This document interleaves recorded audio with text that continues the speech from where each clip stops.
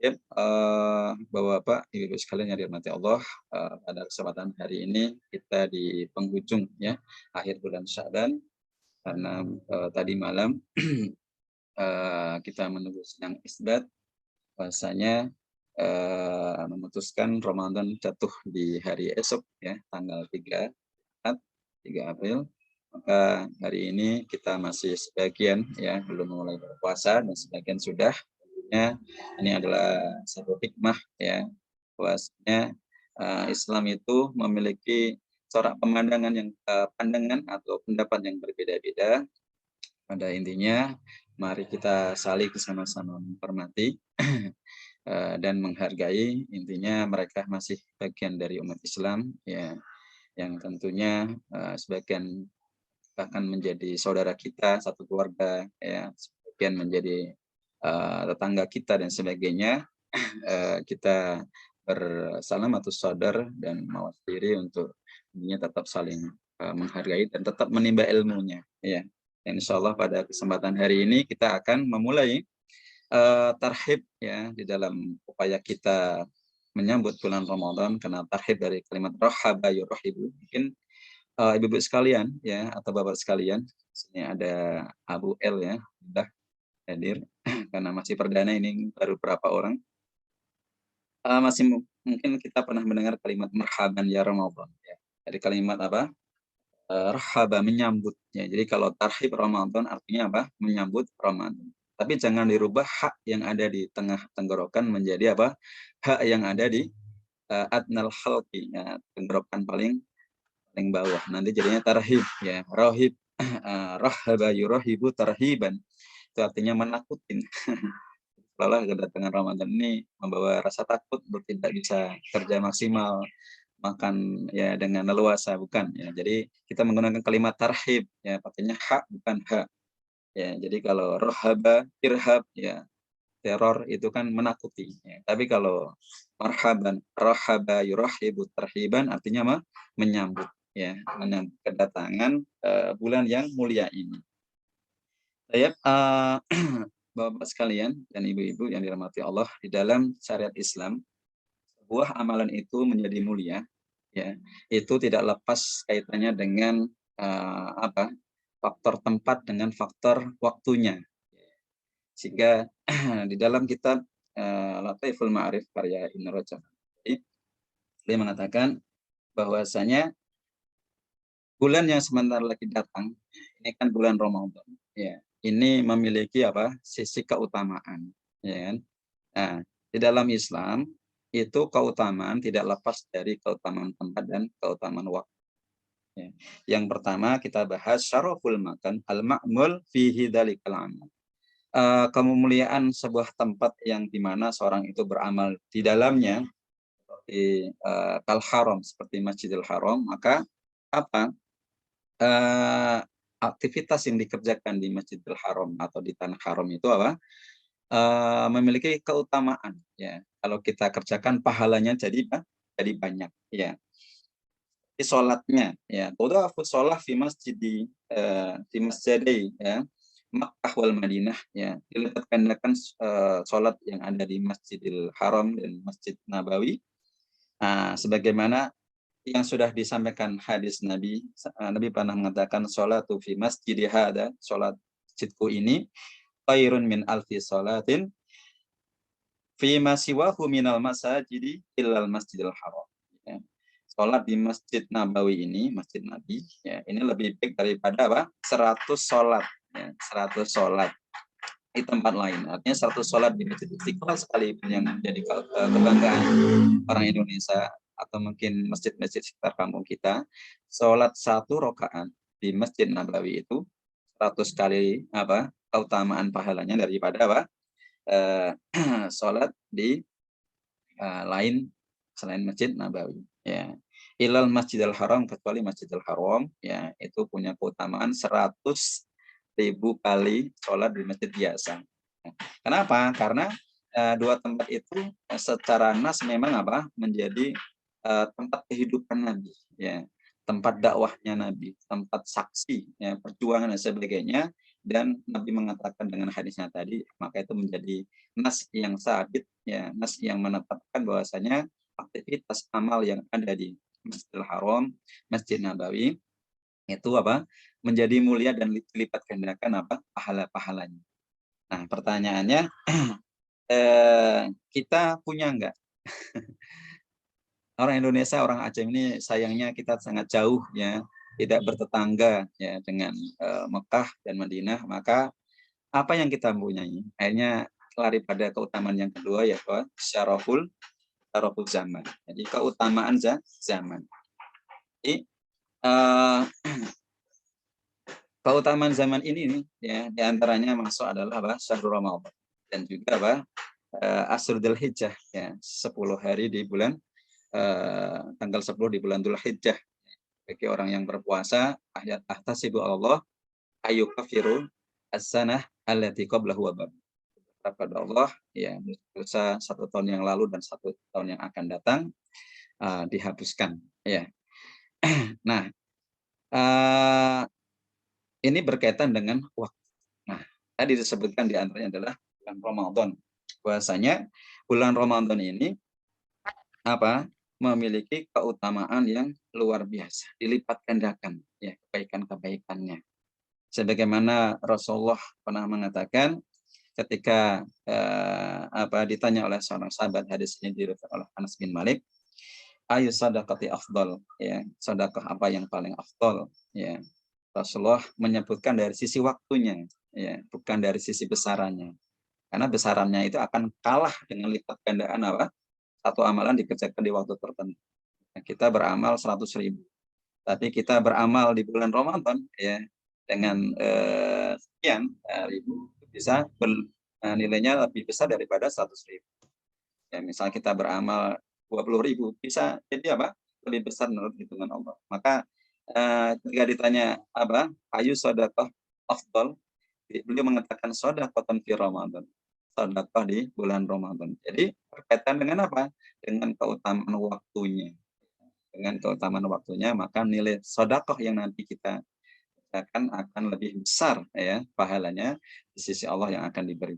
Kalau gitu jangan hari ini kita sedekah ya. Saya tunggu sedekahnya saya kumpulkan untuk tanggal 1 dan seterusnya dari bulan Ramadan. Gimana hukumnya?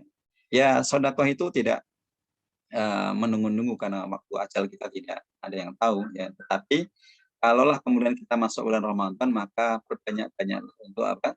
Perbanyak sedekah. Ya, sebagaimana tadi sedekah yang paling utama kata Nabi adalah sedekah di bulan Ramadan. Ya. Demikian juga dalam riwayat yang lain dari riwayat Bukhari dan Muslim ya, hadis sahih dikatakan umratan fi Ramadan ta'dilu hajjah ya. Bahasanya umrah yang dikerjakan seorang ya di bulan Ramadan itu apa? Senilai dengan pahala haji ya. Bukan kemudian dia sudah berhaji ya, tapi dia memiliki ya, nilai pahala yang sebesar nilai haji. Karena umroh itu haji kecil ya. Sementara haji itu ya haji besar, ini berbeda ya tata caranya. Nah, bahkan dalam satu riwayat sampai dikatakan umroh fi Ramadan ya ta'dilu hajjah ma'i ya. Bahasanya umroh yang orang ya mau ngerjakan di bulan Ramadan, misalnya hari ini orang sudah mulai berangkat ya, tadi pagi ada murid uminya yang bertanya, bagaimana Ustazah, Mekah kan sudah puasa, sebenarnya saya mau umroh. Nanti kalau saya mau menetap 1 bulan, saya ngikuti mana? Ya, saya akan masuk dalam pembahasan fikih. Ya intinya asom yaumata sumun, puasa adalah hari di mana kalian berpuasa, dan wal fitru yaumatu firun, berbuka nanti kalian masuk satu salat adalah hari di mana kalian bersama masyarakat apa berbuka bersama ya. Maka kalimat yaumnya di situ adalah hari di mana kalian ma'amatin nas ya, bersama dengan penduduk sekitar kalian yang tinggal pada Said. Nah, Rio ingin umroh di bulan Ramadan. Artinya ini sudah menunjukkan pemahaman bahwasanya umroh di bulan Ramadan itu ta'dilu hajjah ya, senilai dengan pahala haji. Masya Allah. Apakah perbuatannya ini sama? Enggak ya, tetapi nilai pahala yang Allah berikan itu senilai haji. Bahkan wafi riwayatin apa? Hajjatan ma'i, seolah-olah sedang berhaji bersama. Ya, subhanallah. Bagi orang-orang yang ya kan tabungannya atau kecukupan rezekinya, bisa satu saat diagendakan umroh di bulan Ramadan. Jadi kembali ya, keutamaan amal ibadah kita ini sangat terkait dengan dengan syaraful makan, ya, keutamaan tempat hanya kita tidak punya, ya, sayangnya tinggal di Indonesia, tetapi kita hanya punya syaraful zaman, kemuliaan waktu, ya. Maka jangan jangan disia-sia. Bagaimana Allah mengatakan akan turun di seketika, ya, aqrabu ma yakunu rabbuhu ila abdihi, Allah akan mendekat kepada hambanya, ya. Maka perbanyaklah doa di waktu malam, ya. Jadi ini karena kemuliaan sepertiga malam, ya. Jadi dari sisi apa yang kita pahami? Dari sisi waktunya, ya. Kemudian kalau dibalik aqrabu ma yakunu abdi ila rabbihi, ya, sedekat-dekatnya hamba yang mendekat kepada Rabbnya ketika sujud, ya, faksiru berdoa, perbanyak doa. Ini juga waktu, ya kan, waktu sujud. Jadi kalau qiyamul lail atau salat malam, Rabbnya mendekat kepada kita secara waktu. Dan ketika sujud, hamba yang mendekat aqrabu ma yakunu al abdu ila rabbi, hamba kepada Rabb. Tapi sekali lagi berkaitan dengan waktu. Bapak-bapak sekalian dan ibu sekalian, pada kesempatan hari ini kita akan membahas tentang Ramadan dan keutamaannya, ya. Agar ya dengan aktivitas yang nanti akan sedikit berbeda di bulan Ramadan, kita harus membatasi aktivitas makan minum, ya, bagian dari muftirat pembatal puasa, ya, aktivitas suami istri, kemudian banyak tilawah. Kita tahu apa sih keutamaan yang sudah Allah sediakan, ya, yang sudah Allah jadikan dalam perintah puasa ini, yang terkandung di dalamnya, untuk kemudian kita pahami dan kita gapai bersama-sama. Baik. Maka di sini pada kesempatan hari ini kita akan membahas fadilah, ya, fadilatus shaum Ramadan, ya. Puasanya di antara keutamaan bulan Ramadan ini sangat-sangat banyak. Ini menunjukkan satu hal yang bernilai besar bagi manusia, ya. Kalau keutamaan itu tidak cukup hanya disebutkan satu atau dua hal, ya, tapi sangat banyak, ya. Di antaranya bahwasanya dari keutamaan bulan puasa atau puasa Ramadan ini, Allah telah menetapkan katabahu ala jamil umam wa faradahu alaihi. Allah telah menetapkan perkara puasa ini, ya, sebagai bentuk kewajiban atas umat-umat, ya, baik umat yang terdahulu sampai hari ini. Wa faradahu alaihim, dan mewajibkan mereka untuk menunaikannya. Jadi keutamaan puasa, ya, itu ternyata emang ini adalah satu syariat yang sudah sudah Allah tetapkan, ya, sudah Allah tetapkan, baik zaman terdahulu ataupun zaman kita saat ini. Jadi bukan kita saja yang merasakan tidak boleh makan dan minum, ya, tetapi ya, syariat puasa ini sudah dikerjakan oleh orang-orang dahulu. Kita tahu adanya puasa Daud, ya, puasa Asyura yang dikerjakan orang-orang Bani Israel. Ketika Musa selamat dari kejaran Fir'aun, maka mereka mengatakan hadal yaum najallahu Musa ala al-Fir'aun. Ini adalah hari di mana Musa selamatkan, ya, dari Fir'aun dan bala tentaranya, sehingga orang-orang beriman masih bisa sampai pada kesempatan hari ini. Masya Allah, ya. Dengan firman dari surah Al-Baqarah, kama kutiba 'alal ladzina min qablikum, ya. Dari orang-orang yang beriman, kalau awal-awal ayatnya, ya ayyuhalladzina amanu kutiba 'alaikumusiyam, telah diwajibkan kepada kalian berpuasa, kama kutiba 'alal ladzina min qablikum, sebagaimana telah diwajibkan untuk umat terdahulu, ya. Semuanya esensinya sama, la'alakum tattaqun. Nah, jadi kalau sebuah kebijakan itu bernilai baik, ya, antar satu pemerintah dengan pemerintah, pasti kebijakan itu akan diteruskan. Sama, kalau memang syariat puasa ini baik, pasti akan diteruskan dari zaman nabi-nabi sebelumnya kepada nabi kita Muhammad. Analoginya. Baik. Kemudian di antara keutamaan puasa yang ada di bulan Ramadan itu Annahu sababul limaghfiratil dzunub wa mukaffiris sayyi'at, ya. Jadi puasa nanti yang akan kita kerjakan itu bisa menghapuskan dosa-dosa, ya. Dan sebagai apa? Penghapus kesalahan-kesalahan. Karena kita hidup ini apa? Kullu bani Adam khata'un. Ya, khata' itu artinya apa? Mubalaghah. Ya, sangat banyak kesalahannya. Dalam tempo ya dari pagi bangun tidur sampai hari ini berapa kali kesalahan yang kita kerjakan. Ya, kalau kita ingat atau kita diperlihatkan lagi ke CCTV, maka banyak sekali. Nah, kesempatan puasa Ramadan ini ternyata mampu untuk apa? Kita jadikan sebagai apa? Pemutihan ya. Kalau kita punya tanggungan pajak atau apa? Ya, pajak motor, maka ada pemutihan. Nah, ini sesuatu yang sangat dicari biasanya ya. Sampai orang rela antri ya, mengantri mengular panjang sebagaimana antrian minyak goreng misalnya ya. Artinya di sini sesuatu yang dirasakan baik, orang itu sampai rela ngantri. Sama dengan nanti kalau kita puasa, harusnya kita seperti itu. Ya, mengerjakannya ya sampai rela apa? Ya bangun malam ya kan. Waktu sebelum adzan subuh untuk sudah masak ibu-ibu ya kan, mengondisikan anak-anaknya untuk mau makan ya. Dan bapak-bapak juga demikian ya. Maka karena bisa menghapuskan dosa-dosa, nah ini perkara yang tentu kita tunggu. Nah, maksudnya dosa ini apa? Ya, disebutkan memang dalam hadis riwayat Abu Hurairah, hadis riwayat Bukhari Muslim, katakan man shoma ramadhana imanan wa ihtisaban ghufira lahu ma taqaddama min dhanbi. Barang siapa orang yang salat ya, shoma ramadhana imanan dengan dasar iman, ya artinya dia betul-betul mencari apa?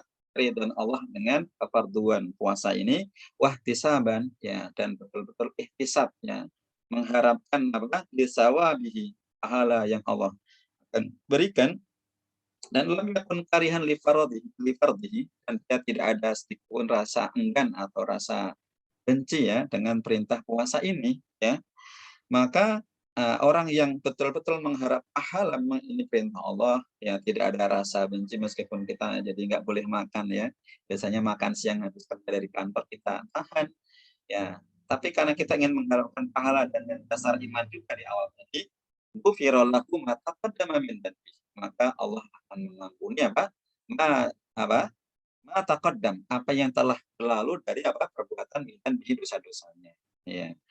Nah, hadis ini masih umum ya, maka akan lebih jelas ketika kita terangkan dengan hadis Abu Hurairah riwayat Muslim ya, dikatakan as-shalawatul khams ya, salat 5 waktu, wal jumu'ah ilal jumu'ah, dan kemudian salat Jumat ke Jumat ya, kemudian wa Ramadan ila Ramadan ya. Puasa yang kita kerjakan dari Ramadan ke Ramadan, mukaffiratun ma bainahunna, itu bisa menghapuskan kesalahan-kesalahan kita. Ida apa? Ida tunibatil kabair. Ya, ketika kita mampu menjauhkan diri dari perbuatan apa? Kabair, dosa-dosa besar. Artinya Ramadan itu mampu menjadi apa? Mukaffirat ya, penggugur dosa-dosa. Ketika orang bisa menjauhkan dosa besar, artinya yang terhapuskan adalah dosa-dosa kecil ya, dosa-dosa kecil. Karena dosa-dosa besar nanti kalau ikut terhapus, orang akan mudah ya, dalam 11 bulan saya mau berbuat dosa besar, saya ingin korupsi, mencuri, berzina, minum minuman keras ya, durhaka ya. Nanti kalau Ramadan saya mau puasa, hapus gitu ya. Bukan seperti itu maksudnya. Tetapi di sini kalau dosa besar tetap butuh tobat ya, dengan rukun-rukunnya, dia menyesal, an-nadam. Kemudian apa? Dia punya azam untuk tidak mengulangi dan kemudian meninggalkan lingkungan-lingkungan buruknya. Nah, itu nanti dalam tobat akan dibahaskan ya, kalau berikut panjang. Jadi di sini maksud adalah dosa kecil ya. Sehingga meskipun dosa kecil, kalau kita akumulasikan 11 bulan, kira-kira berapa totalannya itu ya? Pasti banyak, ya kan? Karena la saghirata ma'a isrorin, ya, tidak boleh kita mengerjakan dosa kecil ya kalau terus-menerus. Nanti khawatir lama-lama jadi dosa besar. Ya, jadi tadi ya, puasa ini akan menghapuskan perkara dosa-dosa kecil kita ya, kita kerjakan ya, dan ini bisa jadi apa? Ya, akan mengurangi timbangannya nanti. Baik. Kemudian berikutnya di antara keutamaan puasa adalah anna sawabahu la yataqayyadu bi'adadi muayyan. Ya, bal yu'ta shaim ajrahu bighairi. Masyaallah, pahala puasa itu Allah akan berikan tanpa ada hitungannya, maksudnya tanpa ada bisa dinilai dengan angka, ya, tanpa bisa apa? Dibatasi dengan adat muayyan, dengan angka tertentu. Bagaimana kalau orang sholat fardu, ya, sholatul jamaah di masjid afdalu min sholatil fardhi bi sab'i wa isrin darajah, ya. Orang sholat fardu bisa mendapatkan 25 derajat, dalam satu riwayat 20 derajat, ya. Ada dua riwayat. Nah, ini kan hitungannya tertentu, ya. Orang yang bersedekah, ya. Masalah dina yang fikun amal fisabilillah kama sali habbatin kama salim atau habbah, ya. Orang yang berinfak bersedekah seperti 100, ya, yang dilipat gandakan, ya, sampai 700, ya. Maka batasannya itu, ya kan. Kemudian tadi orang yang sholat di masjid Nabi, ya, seperti 1000 kali sholat di masjid lain, ya. Dan orang yang sholat di masjid Al-Haram seperti 100.000 kali, ya, sholat di masjid Al-Aqsa seperti 500, ya, 500. Nah, ini kan ada batasan, tetapi masya Allah puasa ini tidak ada batasan. Sebagaimana Nabi mengatakan, "Kullu amali ibni Adam lahu illa shaum." Semua amalan ibnu Adam itu untuknya, kembali untuknya, kecuali puasa. Fa innahu, itu dikhususkan untukku. Ya, wa ana ajibihi, dan aku akan mengganjar tuntas, ya, tunai, ya, pahalanya langsung nanti di hari kiamat. Tidak ditetapkan. Ini maksudnya apa? Ini mengandung konsekuensi bahwasanya puasa itu pahalanya sangat besar, ya. Sampai ajrohu, Allah akan memberikan sayuti as-shaim ajrohu bighairi hisab, memberikan pahalanya tanpa ada hisab, tanpa bisa ada ukuran untuk bisa menghitungnya. Nah, makanya di sini menjadi menarik, ya, kenapa puasa itu bernilai seperti pahala sabar, ya, karena disebutkan di dalam surat Az-Zumar ayat 10 innama yuwaffas sabiruna ajrum bighairi hisab. Artinya orang yang sabar, ya, yuwafa ajruhu, nanti akan diberikan, ya, penuhi pahalanya bighairi hisab, tanpa ada batasan, ya. Ternyata ulama memasukkan puasa ini adalah bagian dari bentuk kesabaran manusia, dan ini mencakup 3 hal kesabaran yang ulama telah membagikan bahwasanya sabar itu ada 3 macam. Ternyata puasa ini memasukkan 3 unsur kesabaran sekaligus ada di dalam bentuk amalan puasa kita ini. Apa saja macam-macam kesabaran? Pertama adalah as-sabru ala taatillah. Sabar dalam ketaatan kepada Allah. Di mana orang yang berpuasa tentunya dengan adanya perintah, ya, berpuasa min tuluil fajri ila ghuribi syam, ya, dari sejak terbit fajar sampai tenggelam matahari dia harus mengkondisikan sahur, ya, kemudian menjalankan hari-harinya menahan dari perkara yang pembatal, ya, mufsidat atau muftirat di saum, ya, pembatal-pembatal puasa, dia mampu mengerjakannya. Nah, ini sebagai bentuk perintah Allah. Maka ketika dia mengerjakan perintah ini, memang ini sebagai bentuk ketaatan, dan dia tetap mengerjakan terus-menerus. Hari pertama dia sabar, ini perintah Allah, saya kerjakan, ya. Karena bagian dari bunyal Islam. Islam itu dibangun atas 5 hal, diantaranya Wasami Ramadan. Kalau saya nggak kerjakan, bisa kita ini bisa kufur kepada Allah. Maka dia mengerjakan. Masuklah kemudian satu bagian sabar yang pertama, yaitu sabar atas ketaatan kepada Allah. As-sabru ala ta'ala.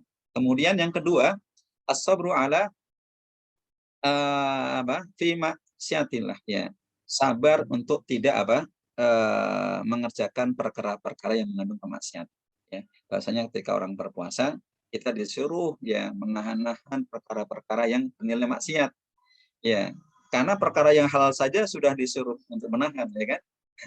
Ya, ternyata apalagi maksiatnya, ya. Misalnya orang yang berpuasa karena tidak boleh berbuat menipu orang, ya, berkata jorok, man lam yada qala zur wal amila bihi, ya, fala salillahi an yada'a ta'amahu syarabahu, ya. Dalam satu riwayat dikatakan orang yang tidak bisa meninggalkan qaula zur, ya, yaitu perkara yang zur, yang sia-sia, yang sifatnya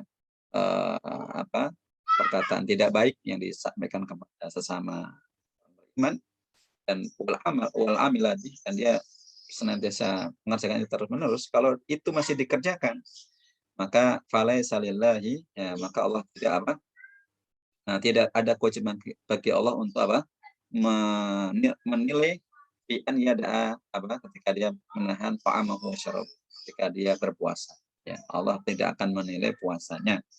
Artinya orang yang bersabar atas segala kemaksiatan yang dia tahan untuk tidak dia kerjakan, karena ini bagian dari satu pelatihan dari Allah, hikmahnya, maka tentunya dia sudah memasukkan bentuk kesabaran yang kedua, itu sabar ala maksiatillah, maksiat kepada Allah. Kemudian yang berikutnya adalah sabar di dalam takdir, ya, sabar di dalam takdir yang sudah Allah tetapkan di dalam amalan puasa, ya. Maksudnya apa? Jadi sabar di dalam takdir yang ada dalam puasa, bahwasanya Allah mentakdirkan seorang ketika puasa tidak boleh makan dan minum, ya kan? Nah, tentunya karena memang aturannya seperti ini, ya, ketentuan dari Allah, ya, seperti ini, orang itu sabar, ya, orang itu sabar di dalam ketentuan takdir yang sudah Allah tetapkan sebagai bagian dari amalan puasa. Maka ini tentu sudah menggabungkan tiga macam dari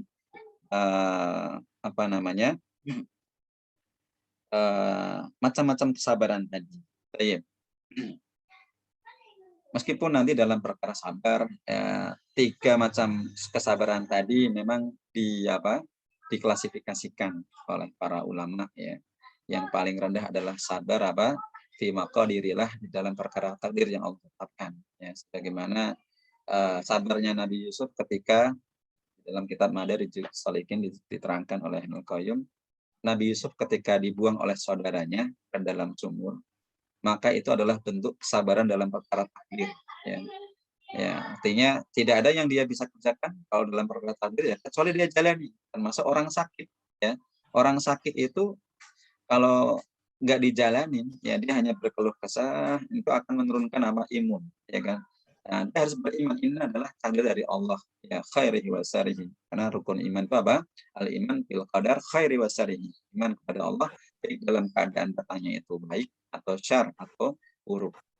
Sabar dalam takdir ini, ya, ternyata adalah sabar ternyata paling rendah, tetapi, ya, karena orang hanya menjalani saja dengan imannya. Tidak bisa dia meninggalkan atau lari, ya, dari sebuah penyakit atau dalam sebuah musibah, seperti sahabatnya Nabi Yusuf ketika masuk ke dijatuhkan di dalam sumur, ya. Ini Bu Nuriyah, ya, barangkali tadi dulu. Assalamualaikum. Oh, mau menyampaikan. Nanti untuk pertanyaan, mohon maaf, saya saya mau dulu. Nanti pertanyaan saya buka di session terakhir. Jadi sabarnya Nabi Yusuf yang ketika dimasukkan dalam sumur adalah bagian dari sabar yang paling rendah, ya. Berbeda dengan sabarnya Nabi Yusuf ketika dia digoda oleh Zulaikha, ya, sabar dalam menahan kemaksiatan. Ini sabar yang sifatnya ikhtiari, dia bisa memilih antara berbuat zinanya atau dia menahan diri. Maka Nabi Yusuf mengatakan, kalau seandainya aku di penjara, tentunya itu aku sukai daripada aku harus berbuat zina. Ya, tapi kalau sabar dalam menjalankan, ada orang nggak ikhtiari, nggak bisa memilih, harus menjalani saja, ya kan. Maka setelah dia bersabar, ya, maka sabarnya itu fakana khairun lahu, karena semua orang mukmin keadaannya itu, ya. Kalau dia sedang tidak sabar doro, ya, sabar ketika dia tertimpa sebuah musibah, dia bersabar. Fakana khairun lahu, itulah kebaikan yang bisa didapat yang menjadi sebuah pahala. Baik. Nah, sabar ini ternyata sudah semuanya include yang kita kerjakan dalam sebuah praktek puasa. Maka sangat elok sekali kemudian Allah akan wa ana ajzibi. Allah akan mengganjar pahala puasa itu apa? Nah, dengan nilai yang Allah tetapkan sendiri tanpa ada nilai batasannya. Masya Allah, ya. Ini adalah satu amalan yang besar. Bahkan nanti diterangkan di dalam kitab Lataiful Ma'arif diterangkan bahasanya nilai puasa yang pahalanya dianggap seperti pahala sabar, ya, itu apa? Ketika seorang itu punya amalan, ya amalan sholat, amalan zakat, amalan sedekah, maka nanti di hari kiamat itu nanti amalan baiknya itu bisa menjadi potong dengan adanya kafaroh, ya, dengan adanya mungkin dia ada dosa-dosa. Karena orang ketika meninggal dia hanya membawa amalan saja, ya, amalan baik, amalan buruk nanti akan ditimbang. Nah, amalan buruknya ini akan mengurangi besaran dari amalan baiknya, ya, kecuali amalan puasanya. Amalan puasa itu, ya, menurut para ulama tidak bisa dikurangi, ya, tidak bisa dikurangi oleh amalan madzalim min sairi amalil insan. Jadi semua penggoliman yang sudah pernah dikerjakan manusia, ya, hatta la yaqa illa shaum, kecuali itu adalah amalan puasa saja. Fa yatahammalallahu azza wa jalla ma baqiya alaihi minal madzalim wa yudkhiluhu bisaum al jannah.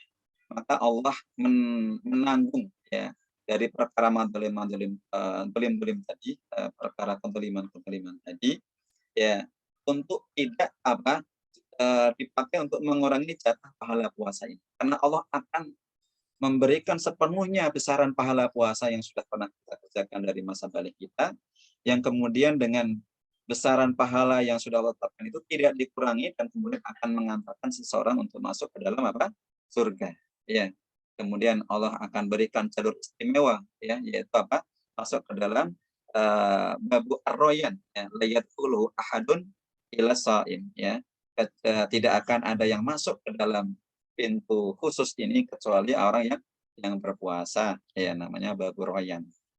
Ini menunjukkan bahwasanya puasa ini dengan amalan yang pahalanya sangat besar, ya, ini nanti bahkan di hari kiamat itu tidak dikurang-kurangi, ya, karena nanti amalan yang lain itu ada kisos, ada bentuk kisos yang akan mengurangi, ya, dari misalnya ada orang punya hutang, ya, itu nanti ketika orang meninggal tidak membawa uang lagi, hanya amalannya, maka amalannya itu akan diambil sebesar nilai hutang, ya, yang akan dipakai untuk mengurangi sehingga sisanya itulah yang diterima dari amal baik. Nah, amalan puasa pahalanya menurut para ulama, kata Sufyan bin Uyainah, ya, gurunya Imam Syafi'i dan Imam Ahmad, beliau mengatakan tadi, ya, bahwasanya pahala puasa itu Allah simpen, ya. Jadi dalam bahasa yang lain para ulama mengatakan seperti ini, Bu, ya. Sangat indah bahasanya. Bahasanya an-nasiyam lillahi azza wajalla. Bahasanya puasa itu pahalanya Allah simpan, ya. Akan diberikan oleh Allah langsung. Fala sabila li ahadin illa akhdi ajri minasyiyam. Tidak ada seorang pun yang bisa mengambil pahala dari nilai pahala amal soleh seorang yang berpuasa. Jadi orang yang punya hutang tadi kan kita gambarkan akan mengambil pahala kebaikan kita. Ya, tetapi ya baik itu sholat, ya baik itu sedekah dan sebagainya. Tapi pahala puasa ini, ya, kata ulama Allah itu bal ajruhu mudakhkharun li sahibihi indallah azza wa jalla. Ya, bahasanya pahalanya orang yang berpuasa ini Allah simpan di tempat yang khusus untuk tidak bisa digunakan untuk tidak dikurang-kurangi dengan perkara-perkara yang lain yang harus manusia itu dikisos dengan sebuah kezaliman, yang tidak membayar hutang, ya, maka amal kebaikannya akan diambil, ya kan? Seperti itu. Ini menjadi satu pengkhususan dari amalan puasa, wa ana adzibi, bahasanya akulah yang akan mengganjar, yang memberikan pahala itu, ya. Baik. Kemudian yang menarik dari puasa, ya, selain tadi, ya, pahalanya senilai dengan pahala sabar yang sangat tidak ada sangat besar, tidak ada batasannya, maka kemudian puasa nanti annahu yasfa'u li sahibihi yaumal qiyamah. ya kelak akan datang ya sebagai penolong dalam bentuk syafaat kepada orang yang mengerjakan puasa Ramadan tadi. Katakan asyam wal Quran, hadis riwayat Imam Ahmad, hadis ini sahih ya. Derajatnya artinya bisa dipertanggungjawabkan. Asyam wal Quran, puasa dan Al-Qur'an yasfa'ani lil abdi yaumil qiyamah, telah akan memberikan ya syafaat ya kepada hamba pada hari. Yaqulu asyam ay rabbi, amalan puasa ini akan berkata, wahai Rabbku, anak tuhu ta'am wasyahwah wasafi'ani bihi, ya aku telah mencegah ya dirinya untuk menahan makanan, minuman, dan juga menuruti syahwat yang halal yang sebenarnya sudah menjadi rutinitas seorang suami istri, halal untuk berhubungan misalnya. Tapi dia mampu mencegah ya, menahan diri, karena ini untuk satu yang harus ditahan ya ketika orang berpuasa. Fasafi ini maka sekarang syafaatilah atau berikanlah syafaat kepada dirinya dengan amalan puasanya tadi.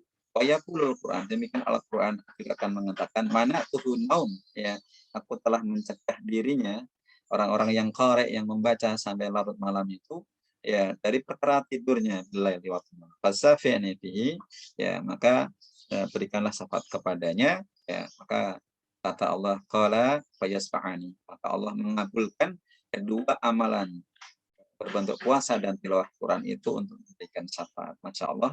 Jadi ibu-ibu sekalian, siangnya perbanyaklah dan sempurnakanlah puasanya, kemudian malamnya perbanyaklah dengan tilawah-tilawah Al-Quran. Karena dua amalan ini telah memberikan syafaat ketika kita sangat butuh kebaikan, ya.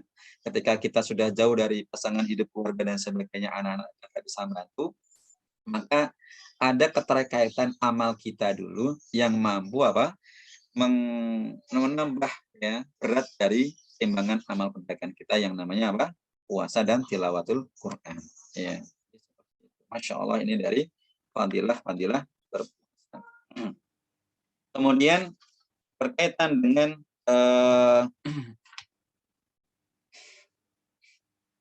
hukum ya, argumentasi dalil berpuasa, tentunya kita semuanya sudah mendengar ya, dan mungkin sudah hafal, yaitu surat Al-Baqarah 183 ya, tentang kutiba ya, artinya kewajiban ya bagi setiap orang beriman untuk berpuasa.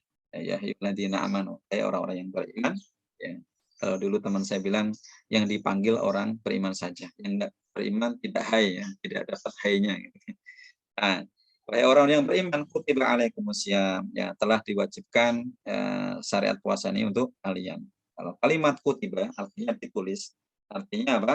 Kita tidak masuk dalam 3 orang yang rufi al-qalam, yang diangkat pena. Ya. Jadi qalamut taklif la yajri alaihim. Qalam taklif, qalam yang dicat pena yang dipakai malaikat mencatat itu kan diangkat untuk 3 orang. Orang gila, anak kecil, orang tidur. Ya. Tapi kalau orang beriman dan dia kemudian bukan 3 tadi, maka penanya malaikat itu sudah ditulis, sudah dipakai untuk menulis kalau dia berpuasa. Maka kutiba alaikum, telah dituliskan atas kalian syariat puasa. Jadi kalau kalian berpuasa ya ada amalan kebaikan yang ditulis oleh malaikat nantinya. Jelas kalimat kutiba di sini kalau sama dengan alam maknanya telah diwajibkan. Artinya ya malaikat tadi nanti akan mencatat. Ya, seperti itu. Kemudian dalil hadisnya ya bahwasanya Islam itu dibangun atas 5 fondasi. Ya, ini hadis masyhur, syahadat ya, kemudian sholat ya, kemudian zakat ya. Ada yang angkat tangan? Ada yang tanyakan? Maaf, apa namanya? Ada yang mau berinteraksi? Atau ini masih 13.41, nanti saya kasih waktu ya untuk tanya jawab, insyaallah, biar ini materinya tersampaikan dulu. Mohon maaf. Jadi rukun Islam itu tadi ya dibangun atas 5 sendi ya, syahadat kita kepada Allah dan Rasulnya ya, persaksian kita mengakui Allah sebagai Rabb kita dan Rasul sebagai penyampai risalah Allah. kemudian mendirikan sholat, membayar zakat, dan puasa Ramadan serta berhaji. Nah, demikian juga argumentasi dalil puasa ini adalah sesuai dengan ijma, ya, ijma sepakatan para ulama ala fardiyati shaumi Ramadan ijma'an qat'yan, ya. Ini adalah ijma yang tidak ada khilaf, ya, bahwasanya puasa Ramadan ini memang sudah diwajibkan dari zaman sahabat, ya, tabi'in dan tabi'in. Tidak ada khilaf orang mengatakan enggak wajib untuk saya, ya, saya enggak perlu puasa. Enggak boleh beralasan seperti itu karena ini ijma, kesepakatan, ya. Kalau tidak sepakat berarti dia tidak Islam. Kenapa? Karena ini masuk rukun Islam dia, ya. Maka di sini terangkan bagi barang siapa orang yang tidak meyakini puasa sebagai syariat Allah, dia yang menghapus rukun keislaman dia, maka konsekuensinya adalah faman angkara wujubahu faqad kafara. Dia bisa jatuh pada kekafiran. Kenapa? Karena dia mengingkari rukun rukun Islamnya. Di antaranya apa? Wajib puasa. Orang tidak membayar zakat saja pada zaman Abu Bakar diperangi, ya kan? Nah, seperti itu. Maka puasa juga sama. Maka fal yustatab, hendaknya dia diminta untuk bertobat kalau dia masih beriman, ya, atau dia masih orang yang masih apa ya, ya mau mempraktekkan agamanya, hendaknya dia bertobat. Tapi kalau dia mau meninggalkan agamanya semuanya, ya sudah, dia jatuh pada kekufuran.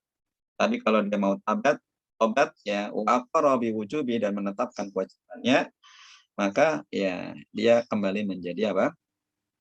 Orang beriman, ya. Maka kalau dia meninggal dia dianggap orang beriman. Tapi kalau dia tidak mewajibkan dirinya berpuasa, ini bukan syarat yang wajib untuk saya, maka kalau dia meninggal, sampai ulama menjelaskan la yughassal, dia tidak perlu dimandikan, wala yukafan, tidak perlu dikafani, wala yusalla alaihi, tidak perlu disolatkan, karena dia jatuh pada apa? Perkara kufur yang dia kerjakan kepada rukun Islamnya tadi, jadikan dia apa? Sudah tidak dalam keislaman.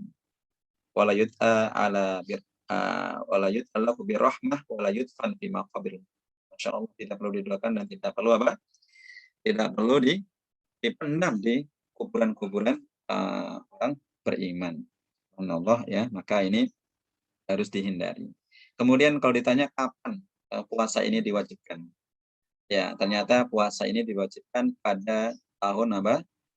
Kedua Hijriyah. Jadi Rasulullah setelah usia kenabian 40, dakwah sir, ya, 3 tahun, dan dakwah jahar 10 tahun di Mekah, maka Rasulullah itu hijrah ke Madinah setelah usia 53 tahun, ya kan? Karena 13 tahun di Mekah. Dan pada tahun 2 Hijriah, ya, walam masuk di antara 54 dan 55 itu, maka pada tahun 2 Hijriah, ya, tahun 55, ya, kalau 53 itu masih 13, ya, dari 40 itu. 13 tahun, maka 55 ini Rasulullah sudah diwajibkan untuk menjalankan apa? Perintah syariat puasa Ramadan, ya. Nah, maka nanti kalau dihitung Rasulullah itu tahun 2 Hijriah itu apa? Berpuasa Ramadan. Berarti berapa kali Rasulullah itu berpuasa Ramadan? Maka kalau kita hitung tahun 2 Hijriah, 2, 3, 4, 5, 6, 7, 8, 9, 10. Ya, usia Rasulullah di tahun 10 di Madinah, ya, adalah usia kematian Rasulullah. Artinya Rasulullah hanya mengalami apa? 9 kali puasa Ramadan, karena Rasulullah tinggal di Madinah 10 tahun, dan masa hijrahnya terhitung sebagai apa? Kalender awal Islam untuk ditetapkan sebagai 1 Hijriah. Sehingga tahun 2 Hijriah artinya ya Rasulullah di tahun 2 sampai tahun ke-10, artinya 9 kali menjalani puasa Ramadan. Kalau kita sudah berapa tahun dan sudah berapa nilai ketakwaan yang bisa kita dapatkan dari perubahan-perubahan kita dalam setiap menjalankan perintah dan larangan Allah. Nah, ini harus menjadi evaluasi untuk kita meningkatkan setiap tahunnya apa? Ilmu-ilmu tentang puasa ini. Kemudian tentang kefarduan puasa ini juga sebenarnya mengalami proses tidak langsung menetapkan ini sebagai sebuah kewajiban. Ya. Ternyata di sini ada 2 marhalah, 2 fase tentang kewajiban puasa yang diterangkan oleh para ulama. Pertama, marhalatul tahyir baina syiyam. Marhalah atau fase pertama, orang itu disuruh memilih antara berpuasa dengan yang tidak berpuasa. Ya.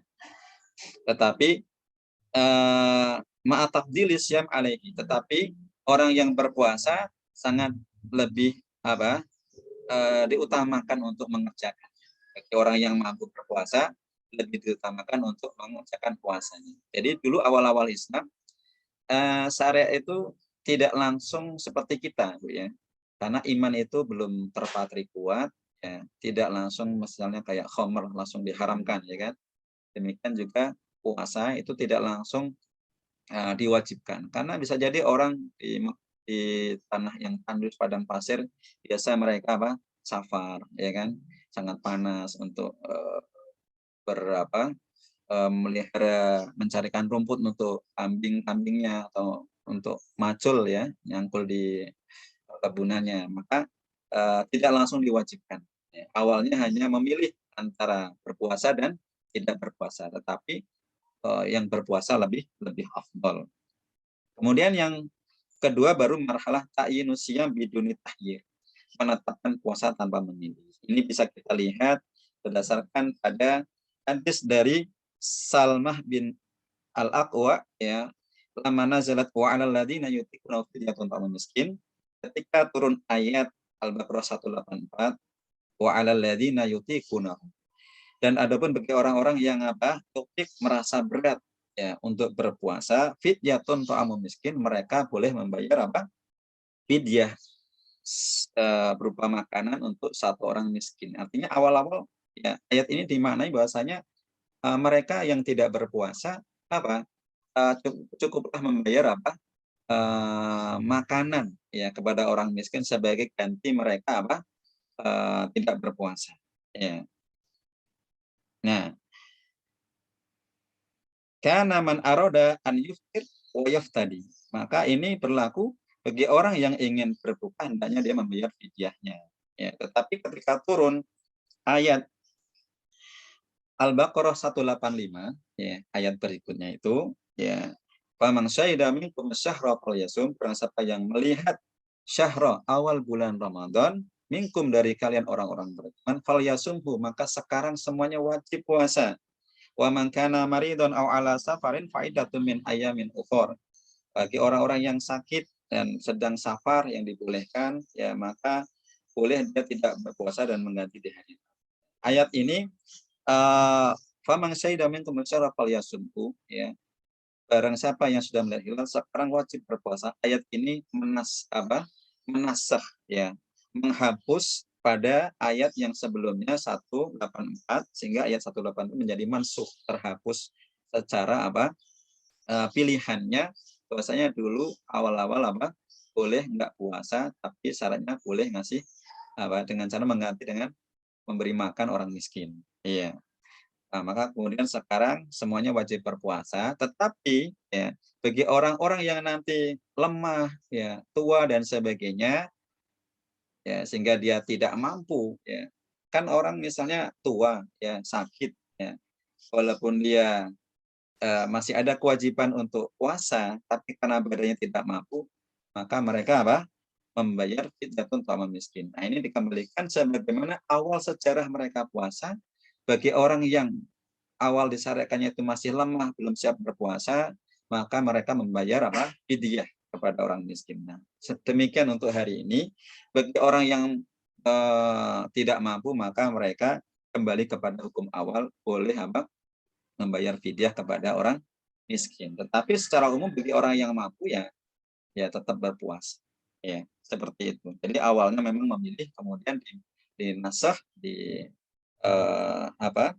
dihapus keberlakuan ayat 184, sehingga semuanya sekarang wajib untuk berpuasa. Baik.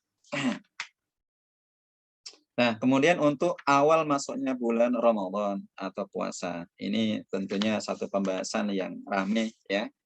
Jadi dalam Islam itu untuk menandai, ya, faman syahida minkum syahra falyasum tadi, para siapa yang melihat syahr, ya, awal bulan Ramadan, maka berpuasa. Caranya ada dua, ya, untuk bisa mengawali bulan Ramadan. Caranya adalah dengan ru'yatul hilal dan ikmalu Sya'ban. Jadi caranya cuma dua untuk kita memulai bulan Ramadan dengan melihat hilal atau menyempurnakan hitungan Sya'ban ketika mendung atau tertutup benda penghalang, ya misalnya debu yang sangat besar, misalnya ada perang nuklir, ya sehingga kita nggak mampu melihat, ya qadarullah di akhir zaman ini banyak sekali fitnah dan banyak sekali perangan, ya maka kita disuruh menghitung 30 hari Sya'bannya, karena usia bulan Qamariyah itu tidak lebih dari 29 atau 30, dan 29 kadang 30. Artinya kalau sudah 30 hari pasti ditakyin hari berikutnya masuk dalam bulan yang baru, seperti itu. Nah, tadi berkaitan dengan ru'yatul hilal, ini hanya disyaratkan oleh satu orang saja yang melihat, dan yang penting dia orangnya sudah baligh, ya, tidak boleh anak kecil. Ya, anak kecil persaksiannya nggak dianggap dalam persidangan. Nah, kemudian akil, ya, orangnya berakal. Orang gila nggak sah, ya, meskipun dia udah besar, sudah nggak kecil lagi. Dan syaratnya dia muslim. Karena persaksian orang kafir, ya, itu layas sahar bisahadati, tidak ditetapkan kesaksian orang kafir. Kenapa? Ya, karena dia juga tidak punya taklif untuk menjalankan ibadah, ya, untuk melihat hilal dan sebagainya. Orang kafir tidak dibebani untuk itu. Dan mausukan bi khabarihi bi amanatihi wa basarihi, kan orang itu juga harus terpercaya, ya, dengan beritanya, amanahnya, dan pandangannya itu sehat, ya. Jangan sampai orang dari percaya sampai tambah tua nggak diganti-ganti, pandangannya lemah, maka itu bisa berpengaruh pada kevalidan hasil ru'yahnya. Nah, maka dengan ru'yatul hilal tadi, ya, minimal adalah satu orang, berbeda dengan awal boleh sawal harus dua orang. Kemudian disampaikan oleh Nabi, ja'a Arabi, ya, datang penduduk Arab, ya, ya, Badui, ya, Arabi, kepada Nabi, kemudian dia mengabarkan ini ra'aitul hilal, yakni Ramadan. Sebenarnya aku telah melihat hilal bulan Ramadan. Maka apa yang dikatakan Nabi? Faqala atasyhadu alla ilaha illallah qala nam. Artinya Nabi ingin menanyai apakah dia benar-benar orang Islam, ya, sampai dia berani dites setelah bersyahadat. Karena orang kafir dulu kalau disuruh bersyahadat mereka itu enggak mau, ya. Karena ini sebagai tanda dia harus menjalankan perintah-perintah dalam Islam, dia harus puasa, dia harus sholat. Nah, ternyata dia mengatakan, ya, saya bersyahadat, ya. Qala atasyhadu anna Muhammadar Rasulullah, engkau berani menyatakan Muhammad adalah utusan Allah, maka dia mengatakan pelan, ya. Maka Rasul mengatakan kepada Bilal, antin ya Bilal falyasum, kemudian umumkanlah Bilal, besok kita akan memulai berpuasa. Artinya di sini kabar seorang Arab Badui, ya, itu sudah satu orang sudah sah, ya. Tapi di sini menjadi hal yang harus kita ketahui, orang dulu meskipun Arab Badui, tapi dia adalah orang yang paham ilmu perbintangan, itu sekalian. Ya. Kenapa? Karena mereka itu orang yang biasa berdagang, bisa keluar, biasa mengembala kambing ke sana, dan itu turun-temurun dari bapaknya. Diajari ini bintang begini, kalau ke arah sana nanti baliknya ke sini untuk sampai ke rumah. Nah, ini ternyata ilmu falak ini tidak bisa turun juga kepada, ya, umat Islam hari ini secara umum semuanya menguasai sebagaimana kita menguasai ilmu sholat, ya. Tetapi orang Arab dari dulu memang subhanallah mereka sudah tahu, ya, ilmu tentang falak, ya. Jadi walaupun orang Arab Badui dipercaya, ya, ru'yahnya. Dan kenapa harus cukup sadar ru'yah? Karena memang ini syariat yang memudahkan. Jadi dengan dasar ilmu perbintangan falak tadi, cukuplah dengan melihat hilal kita memulai puasa, ya. Tidak perlu dengan hitung-hitungan yang susah. Ya, maka di dalam proses menentukan Ramadan ini memang dalam prakteknya ada yang menggunakan hisab dan ada yang menggunakan ru'yah. Tetapi yang jumhur ulama, ya, itu menetapkan, ya, baik dari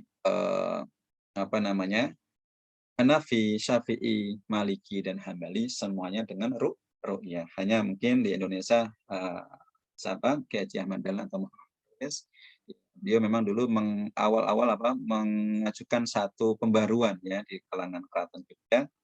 Di antara pembaruan beliau adalah perubahan arah kiblat ya, ini kemudian diterima ya, kemudian juga hisab. Maka hisab ya, perubahan kiblat dan sebagainya ini adalah satu pembaruan, dan ini menjadi ciri khas dakwah Muhammadiyah, sehingga ya mungkin walaupun mohon maaf dai sekarang Muhammadiyah lulusan Al-Azhar, lulusan apa Madinah, mereka hampir tidak bisa keluar dari pakem yang ada di Muhammadiyah, harus pakai hisab ya. Dan kalau ditanya kuat mana dalilnya, ya sejauh pemahaman saya memang dalilnya adalah disuruh melihat ya, sumuli ru'yatihi wa akhfiru li ru'yatihi. Jadi hanya dengan melihat, bukan dengan perhitungan. Karena kalau dengan perhitungan tidak semua orang bisa untuk bisa kita menjalankan rukun Islam yang keempat ini yang namanya puasa. Sementara orang Islam itu syariatnya dimudahkan. Jadi kita tidak bisa tahu hitung-hitungan dalam 1 tahun itu terjadi begini-begini ya. Nah, ini sangat cukup dengan melihat. Nah, cuman melihat ini kan ru'yah ini sebenarnya sederhana, dulu semua orang tahu, tapi sekarang memang ru'yahnya itu disyaratkan ya. Jadi minimal harus 2 derajat ya kan. Kalau di Basul Masal NU minimal 3 biar lebih memudahkan. Jadi sebenarnya ini dulu adalah melihat, ukurannya memang tidak tahu derajat-derajatannya, kecuali sekarang pakai alat bantu ya. Alat bantu artinya bukan pakai hitungan, tapi alat untuk memudahkan menjernihkan arah pandangan menuju pada hilal awal Ramadan itu dibolehkan untuk istihad saja. Tapi intinya secara umum adalah ru'yah ya, ru'yatul hilal. Nah, nanti berkaitan dengan ru'yatul hilal ini masalah fikihnya panjang ya. Apakah kalau sudah diumumkan satu tempat kita wajib berpuasa semua atau beda-beda ya. Ini memang untuk ru'yatul hilal ini ada apa? 2 versi ya. Yang pertama adalah wihdatul matlaq ya. Menetapkan hilal itu satu tempat yang melihat untuk semua negara Islam di dunia ya, dan ini dipakai dalam pendapat mazhab ya, diantaranya Hanafi, Maliki, dan Hambali. Kemudian yang pendapat kedua adalah apa, mengembalikan munculnya hilal matlaq hasbal bilad ya, sesuai dengan negara masing-masing, karena sejak apa ya sejak umat Islam ini tersebar ya, ada yang sampai Brasil, sebelahnya Brasil apa itu, Argentina, yang katanya kalau puasa di sana cuma 9 jam ya, jam 2 siang udah terbuka. Ini anak-anak kalau yang pengen cepat puasa tinggalnya di sana ya. Nah itu tentunya Islam semakin luas, tidak mungkin kita melihat matlaq ya. Bagaimana para ulama mengkiaskan menurut pendapat yang kedua, kenapa harus mengembalikan pada matlaq masing-masing negara? Karena kita saja untuk sahur saja udah berbeda-beda, ya kan? Masa kalau misalnya Saudi menetapkan sudah melihat, kita langsung semuanya sama melihat sudah 1 Ramadan. Maka menurut pendapat mazhab Syafi'i dan ulama-ulama mutakhirin, Ibnu Taimiyah, Syekh Utsaimin dan sebagainya, dan juga ulama-ulama sebagian dari Al-Azhar misalnya, itu memang mengembalikan hasbal bilad ya, matlaq berdasarkan negeri masing-masing. Nah, qadar Allah di Indonesia ini untuk tadi malam tidak ada yang melihat ya, dan matlaq kita ini hampir sama ya dengan Brunei, dengan Singapura, dengan Malaysia, dan terakhir Filipina ya, diumumkan dengan bahasa Tagalognya, itu juga tidak melihat. Walaupun di Indonesia ada beberapa yang melihat dengan teori-teori tertentu ya, walau biswab, pada intinya secara umum kita kembalikan kepada sidang isbat dari pemerintah. Ada istilah ilzamul wulatil amri yarfaul khilaf. Kita kembalikan kepada pemangku yang dikasih amanah dalam masalah mengumumkan Ramadan ini, yaitu Kementerian Agama, untuk mengurangi yarfaul khilaf, untuk mengurangi khilaf ya, perbedaan pelaksanaan dan sebagainya. Ini lebih aslam dan ahsan ya, lebih selamat dan lebih baik ya. Karena ya, sebutkan dalam hadis Nabi yang lain, as-saum yauma tasumun, berpuasa adalah hari di mana kalian berpuasa bersama-sama, dan wal fitru yauma tuftirun, dan berbuka nanti di 1 Syawal adalah hari di mana kalian berbuka bersama-sama. Maksudnya di situ dalam cara hadisnya adalah ma'amatin, bersama kebanyakan manusia atau orang beriman di kampung setempat atau di mana kita tinggal pada saat itu. Misalnya kita tinggal di kampung, ya kan? Mas Aklis itu berpuasa, kok kita nggak berpuasa atau belum mulai puasa? Maka tentunya ini apa? Tidak maslahat. Atau kita sedang makan sementara masyarakat itu sudah berpuasa, maka ini mengganggu juga, ya kan? Sama juga ketika mereka kita sudah mulai berbuka karena mendahului misalnya, sementara mereka masih berpuasa, maka ini juga tidak maslahat. Maka menurut para ulama yang paling maslahat adalah berpuasa adalah hari di mana kalian bersama-sama masyarakat setempat mulai puasa dan nanti mulai Syawalnya ya bersama-sama. Seperti itu. Dan apakah perbedaan ini zaman dulu belum pernah terjadi? Ternyata ada ya dalam satu riwayat yang sudah saya share tadi di Bazi, bahasanya pada zaman dulu ada satu kisah hadis ya diriwayatkan oleh Quraib ya. Quraib ini adalah pembantu dari siapa? Ummu Fadl bin Al-Haris ya. Jadi dia punya pembantu yang dikirim untuk berdagang ke Syam. Ba'asahu ilam Muawiyah di Syam, diutus ke Syam untuk berdagang ke negerinya Muawiyah. Maka dia mengatakan qadimtu Syam wa qadaitu hajataha ya. Aku sudah mendatangi Syam dan sudah menyelesaikan hajat urusan dagangku. Ya, fastahala alayya Ramadan wa ana Syam dan sudah istahala nampak ya Syawal, maaf nampak hilal mengawali dari Ramadan, saat itu aku sedang ada di Syam. Fara'aitul hilal lailatul Jumat. Dan aku melihat hilal itu muncul pada hari Kamis malam Jumatnya. Ya, summa qadimtu al-Madinah fi akhir syahr. Kemudian setelah akhir ya bulan Ramadan, artinya perjalanan 1 bulan ya, dia itu kembali ke Madinah ya, kita nggak tahu lamanya berapa, ini ya di akhir-akhir bulan Ramadan, si Quraib ini ya, sahabat yang bernama Quraib kembali ke Madinah ya. Maka kemudian biasa ya kalau orang habis datang itu ditanya-tanya, sebagaimana kalau orang habis mudik di kampung kan ditanya-tanya gitu ya. Nah maka kemudian Abdullah bin Abbas termasuk orang yang bertanya kepada Quraib ya. Dan sampainya pertanyaan tadi akhirnya sampai juga ke pembahasan hilal ya. Maka faqala mata ra'aitum al-hilal ya, kapan kalian itu di Syam melihat hilal?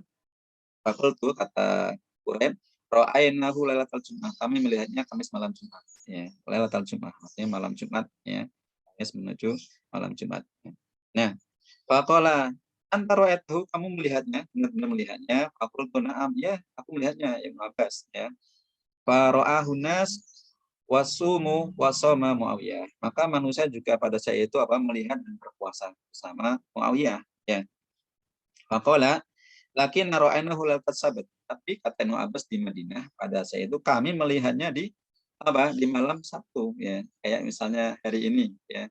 Semalam yang melihat hilal ya sudah ya di Saudi ya, di Mesir, di Afghanistan ya, tengah-tengah malam orang-orang di sana mengumumkan Ramadan. Tetapi kita nggak melihat kan sesuai dengan 101 titik yang disebut pemerintah. Tidak ada yang melihat. Kan Malaysia, Brunei dan Singapura dan Thailand, Filipina juga nggak melihat. Maka ya ada perbedaan ya kan. Kita bisa jadi jatuhnya ya nanti malam itu pasti Ramadan ya. Jadi perbedaan malam. Nah sama juga pada zaman Ibnu Abbas ini melihatnya Jumat malam Sabtunya, selisih 1 hari ya. Nah maka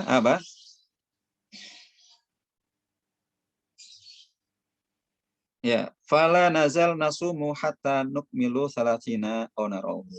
Maka kami tidak berpuasa sampai kami menyempurnakan hitungan 30 hari di bulan Sya'ban, karena kami nggak melihat di tanggal 29. Ya, 30-nya kami tetap berpuasa seperti kita hari ini kasusnya. Nah, maka kemudian Quraib mengatakan ya ala takfi ya bi ru'yati Muawiyah wa Syami, apakah tidak cukup dengan ru'yahnya penduduk Syam ya yang dipimpin Muawiyah itu ya dengan puasa di mulai dari malam Jumat, berarti hari Jumatnya sudah puasa ya. Faqala ya, kata Ibnu Abbas, enggak ya, kada amarona Rasulullah SAW, inilah yang diperintahkan oleh Rasulullah SAW, insyaallah. Jadi Ibnu Abbas di Madinah tetap memulai Ramadan di awal malam Sabtu, berarti Sabtunya mulai puasa ya. Berbeda dengan apa? Muawiyah lewat keterangan Quraib tadi yang mereka berpuasa di apa hari Jumat karena malam Jumatnya baru melihat di hilal. Jadi ternyata terjadi selisih antara Jumat dan Sabtu. Kalau kita apa? Antara Sabtu dan Ahad, ya insya Allah kita besok berpuasa. Berarti perbedaan matla ini memang apa sudah terjadi pada zaman sahabat, ya. Dan menurut pendapat Ibnu Abbas, memang matla itu dikembalikan berdasarkan apa? Daerah-daerahnya, negara-negara. Saya Bapak-Ibu Ibu sekalian, mungkin ini saja yang bisa kita sampaikan. Masih banyak pembahasannya sebenarnya. Silakan kalau ada yang mau bertanya, 1-2 pertanyaan kaitan dengan fadilah puasa dan sebutnya silakan untuk ditanya. Monggo bisa dibuka untuk suaranya.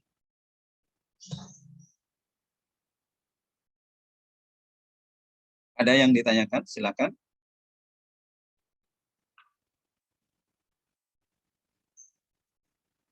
Ibu-ibu.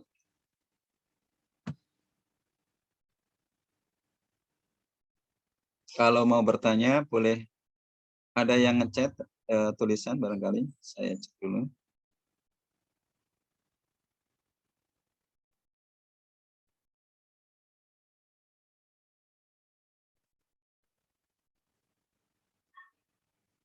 Ya, tidak ada ya.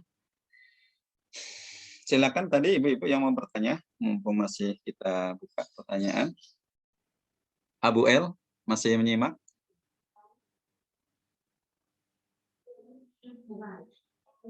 Silakan Bu Zubaidah barangkali.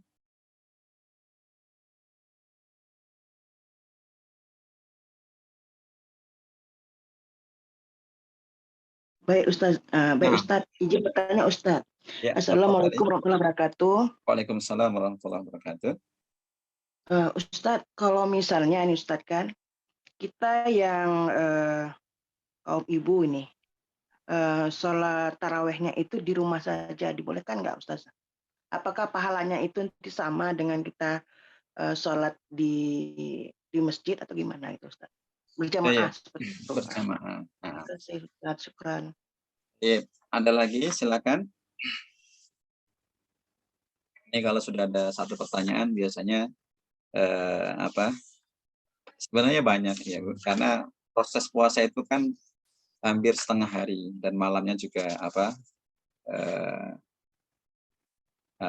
kita masih ada aktivitas ya. Baik. Baik ya, ini sudah ada pertanyaan.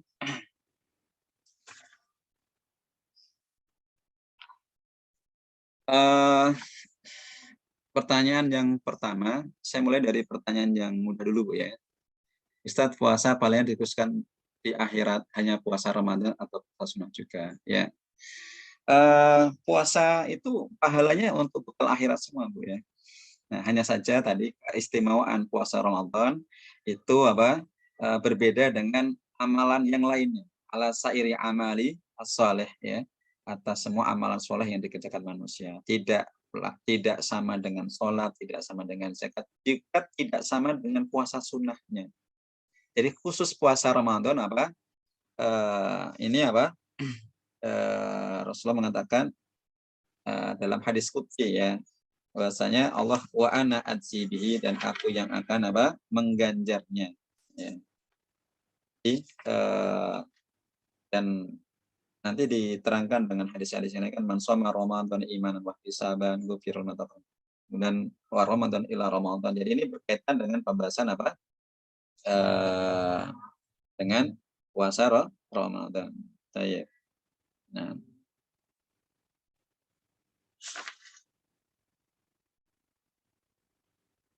ya, walam bisawab. Nah, kemudian Assalamualaikum Ustaz, ibu saya baru pemulihan sakit infeksi lambung, apakah bisa diganti bayar fidyah full? Untuk orang yang sedang yutik ya, mengalami keberatan di antara orang yang sakit ya, maka dia faidatun min ayamin ukhor, cukuplah dia mengganti di hari lain. Selama dalam proses 11 bulan berikutnya itu ada kesempatan ya, maka dia cukup mengqadha sebanyak hari yang ditinggalkan.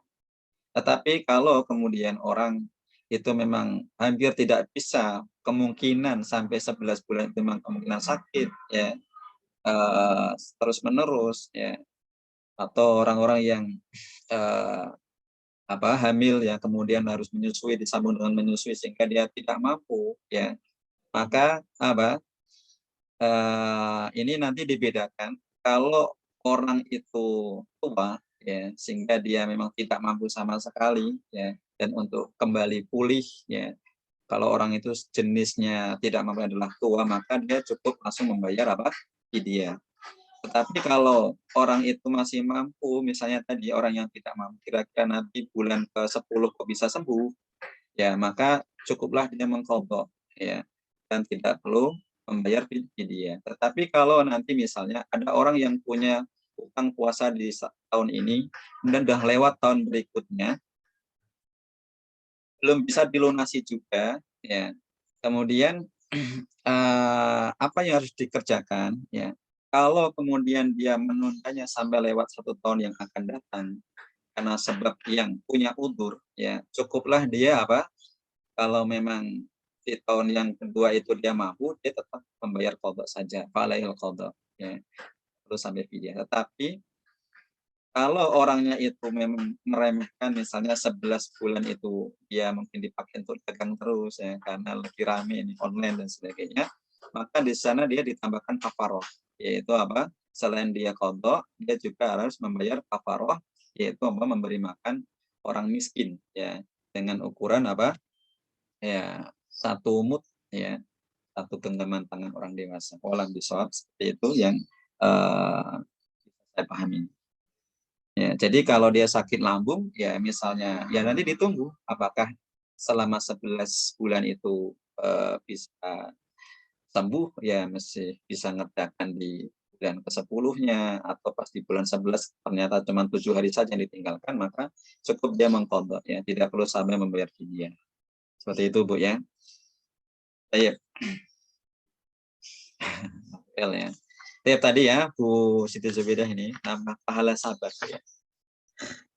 Jadi untuk orang yang apa namanya tadi Bu? Untuk orang wanita ya, apakah dia sholat tarawehnya harus di masjid ya? Yang jelas sholat wanita itu secara hukum asalnya adalah lebih baik ya di rumah, dan nilai di rumah itu menurut perhitungan Allah sudah menjalankan syaratnya waqarna fi buyutikunna ya. Hitungan pahalanya Allah yang paling tahu.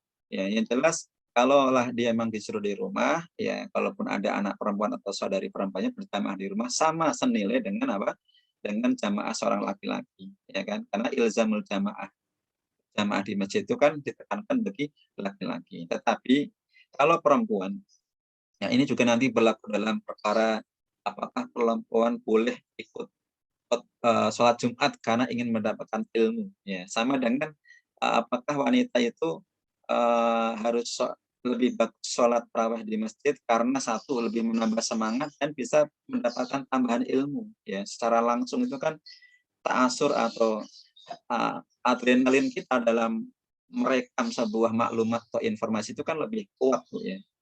Nah, maka di sini dikembalikan kepada keadaan wanita tadi. Kalau dia bisa menjaga dari ya, dia bisa mengerjakan hal-hal yang diperintahkan ketika dia keluar rumah ya, disertai mahramnya, suaminya ya, syukur-syukur memang dengan izin suami ya, sama anak-anaknya ke masjid, tidak memakai pakaian-pakaian yang menarik ya, kemudian satrul aurah tadi ya, pakaian yang sempurna untuk menutup auratnya, dan tidak perlu pakai wangi-wangian dan sebagainya. Nah, itu bisa tercipta, maka ini dibolehkan dengan niat untuk mengambil sisi yang lain, diantaranya nambah semangat dan juga nambah thalabul ilmi.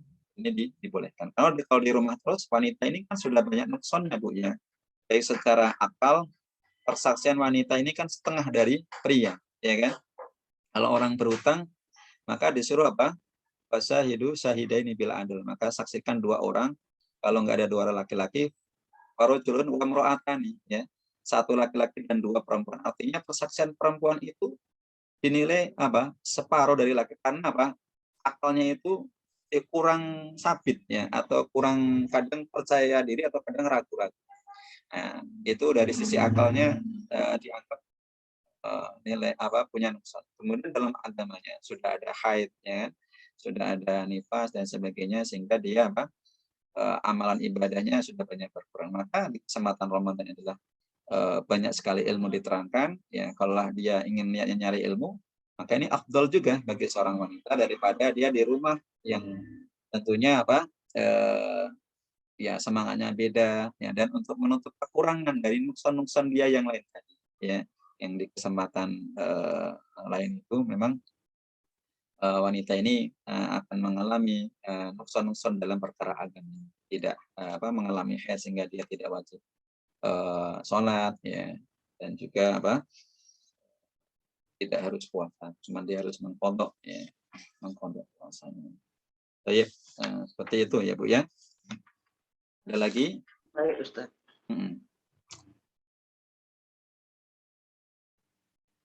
Ya, di dalam hadis Nabi juga disebutkan ya juz apa, la tamna'u ima Allah masajidallah ya. Sebutkan di dalam hadis Bukhari Muslim ya. Ini Bu Siti Zubaidah nanti bisa menjadi argumentasi dalilnya ya, bahwasanya wanita ini boleh apa, ke masjid ya. Jadi la tamna'u ima Allah masajidallah. Janganlah kalian mencegah anak-anak perempuanmu itu, ima Allah ya, untuk mendekati masjid-masjid Allah. Artinya dari hadis ini, ya, hadis riwayat Ibnu Umar ini, kebolehan bagi apa? Huduru tarawih fil masjid idza aminatul fitnah min huna wa bihina ya, wa bihina ya, dikaulin Nabi tadi ya. Jadi boleh menghadiri tarawih-tarawih di masjid ya ketika para wanita itu aman dari fitnah ya, dengan argumentasi liqaulin Nabi tadi, tamna'u ima Allah masajidallah. Jangan mencegah para wanita-wanita itu untuk mendekat apa? Masjid-masjid Allah. Dan para orang-orang terdahulu juga tidak mencegah ya. Yang penting perempuannya itu wajib antak di apa? Ya. Mereka wajib mendatangi dalam keadaan apa? Menutup auratnya. Apa? Wairu mutabarrijah, dan juga tidak berhias berlebihan. Wala mutatayyibah, tidak juga berminyak ya, wangi-wangian. Wala rafi'ata saut ya. Dan juga tidak mengangkat suaranya ya, ketawa sepanjang perjalanan ya. Kayak orang gila mana kalau tertawa terus sepanjang. Maksudnya mengangkat suaranya keras-keras ya. Ya mungkin kalau ketawa senyum biasa saja ya. Tapi enggak wah sepanjang jalan ya. Dikira ini. Kemudian apa? Wala mubdiyah zinah ya, dan tidak apa, menampakkan abdayub di mubdiyah ya, zina tahu, menampakkan perhiasannya ya. Sehingga para wanita ini apa, dibolehkan ke masjid dengan cara mengurangi perkara-perkara yang bisa menimbulkan fitnah ya, berdasarkan surat An-Nur ayat 31, wala yubdina zinatahunna illa ma dhahara. Janganlah menampakkan perhiasan ya, kecuali yang biasa nampak ya, yaitu apa ya, dari wajah mereka ya. Sebagian ulama memaknai wajah dan telapak tangan. Ila man dhahara minha, itu adalah wajah dan telapak. Tetapi ada sebagian ulama yang lain yang biasa nampak dari mereka adalah pakaiannya. Artinya mereka harus menutup muka mereka dengan nikob ya. Ini dalil para ulama yang mengatakan wajib menikob ya. Mereka memaknai ma dhahara minha adalah pakaiannya. Jadi kalau pakaian kan nggak mungkin apa disembunyikan, pasti yang nampak ya pakaian. Tapi sebagian ulama memaknai ila ma dhahara minha, maknanya adalah apa? Wajah dan kafaiha ya, kedua telapak tangan. Assalamualaikum Ustaz, cara membayar fidyah itu memberi orang miskin 1 kali atau 1 hari 3 kali makan untuk mengganti 1 hari puasa. Nah, ini nanti masuk pada dalam perkara fikih ya, perkara fidyah nanti insya Allah akan kita bahaskan. Pada intinya fidyah itu sebesar apa? 1 mud ya, 1 mud itu sebesar genggaman orang dewasa. Ya. Nah,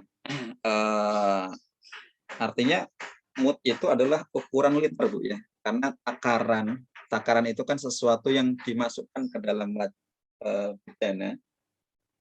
Misalnya apa ini ya? Ini, Bu, ya. Ini adalah toples ya buat ngajar uminya. Ini pasir dimasukkan dalam toples. Jadi toples inilah yang disebut takaran. Sama dengan mud tadi, takaran ya sebesar apa? Genggaman orang dewasa. Itu untuk ngambil kut ya min ahlil bilad, bahan makanan penduduk setempat yang biasa untuk makan, ukurannya 1 mud tadi. Maka takaran ini sebenarnya sudah ditetapkan ukurannya, saya agak lupa, nanti saya bahaskan di perkara ya. Bahasanya mudnya Nabi itu ada ya, dan ini diteliti ukurannya sekian-sekian. Tetapi memang karena ukurannya adalah takaran atau liter, ya nanti kalau dikonversi ke berat, ke kilogram nanti beda-beda. Jadi 1 botol ini misalnya, ini gambarkan ini adalah mudnya Nabi. Maka kalau diisi dengan pasir, ini beratnya nanti beda hasil kilogramnya. Atau kalau ini diisi dengan dengan beras ya, dengan tepung, ini beda dengan beratnya pasir ya. Maka tadi ukurannya aslinya adalah takaran, tetapi karena sekarang orang mengkelokkan dengan ukuran berat kilogram, maka memang nanti hasilnya beda-beda. Jadi kalau kayak zakat itu kan ada yang mengkonversi dari takaran mud itu menjadi 2,75, yang minimal 2,5, ya kan? Karena memang ukuran berasnya itu beda-beda. Ada beras Mesir, ya, ada beras yang biasa untuk yang panjang-panjang beras tagi ya, misalnya. Nah ini nanti beda dengan beras Jawa yang lebih kecil ya. Jadi bendanya ketika masuk ke dalam takaran bak ya misalnya, itu kan nanti kayak truk itu kan punya bak, yaitu takaran namanya. Jadi mau diisi batu sepenuh bak dengan diisi tanah sepenuh bak, nanti ya semuanya masuk ya kan. Tetapi kalau orang bertanya beratnya berapa kilo, ini nanti beda-beda. Jadi sebenarnya Islam tuh lebih memudahkan dengan literan. Karena literan itu ya ukurannya segitu, tinggal dimasukkan semua benda bisa masuk. Ya, senilai dengan makanan pokok. Kalau ukurannya segini mau diisi jagung, ya orang Madura, ya ukurannya dipenuhi aja, ya kan. Kalau ukuran segini mudnya untuk diisi sepenuh dengan sagu, ya sudah diisi sepenuhnya. Tapi kalau ditanya dengan ukuran berapa kilogram, nah ini yang harus ditimbang lagi, karena memang antara kilogram dengan liter dengan takaran itu berbeda. Nah, ternyata pada zaman Nabi itu pakainya seperti takaran gini, kemudian diisi tepung sepenuhnya, ditutup rata, ya diratakan gini, kemudian dikasihkan. Ya, jadi seperti itu. Nah, artinya sesuai dengan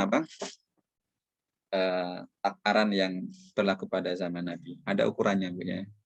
Dan berapa pemberiannya ya untuk fidyah itu ya untuk likuli yomin ya itu miskinun ya. Jadi 1 hari yang ditinggalkan itu untuk 1 orang miskin ya.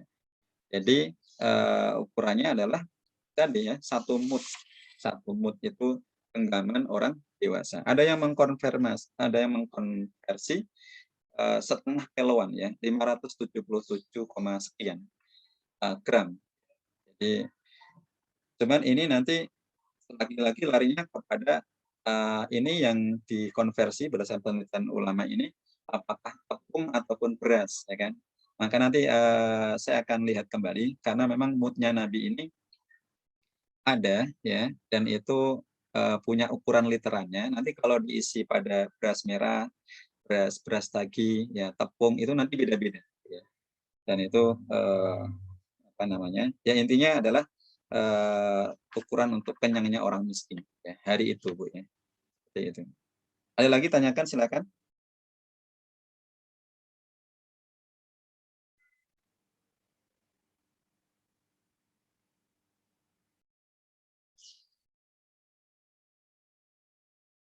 Jadi tadi 1 mud ya dengan ukuran atau makanan pokok ya. Di sini ada keterangan nisfu kilo wa asroh gram ya. Ada yang mengatakan di sini untuk ukuran bur atau apa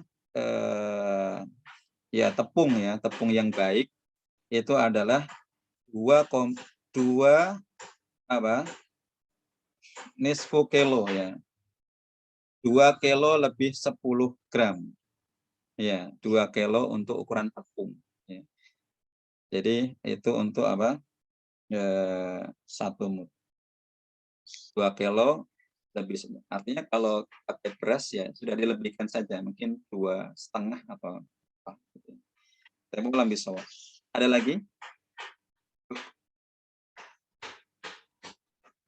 Ya.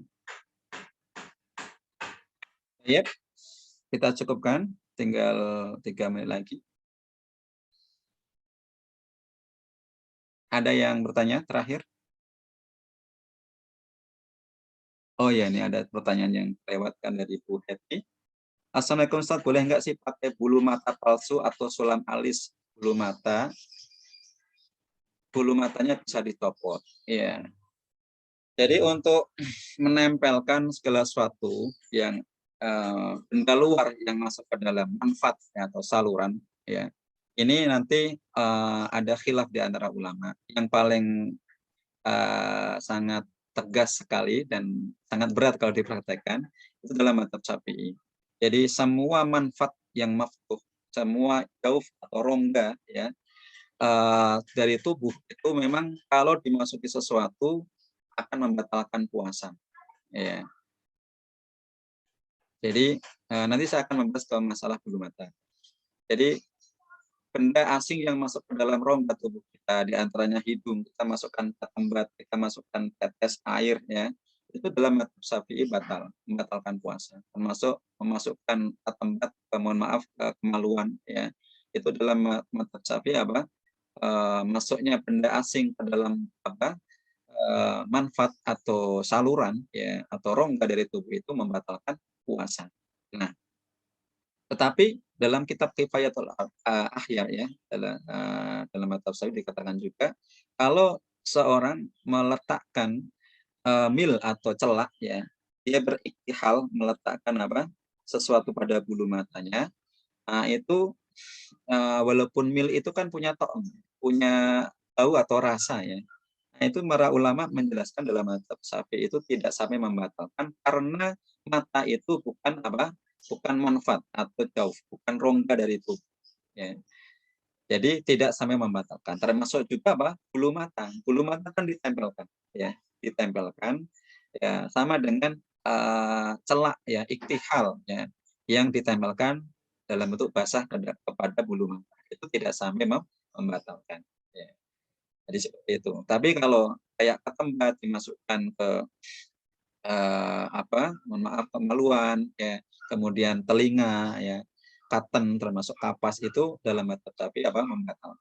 Dalam mazhab yang lain di atas kembali segala sesuatu yang masuk yang tidak punya fungsi sebagai pengganti makanan dan masuk ke saluran makan ya yang masuk ke lambung maka itu tidak sampai membatalkan karena hakikatnya puasa itu adalah menahan dari perkara makan dan minum atau sesuatu yang bernilai pada makanan termasuk itu termasuk membatalkan ya karena bernilai makan ya kan.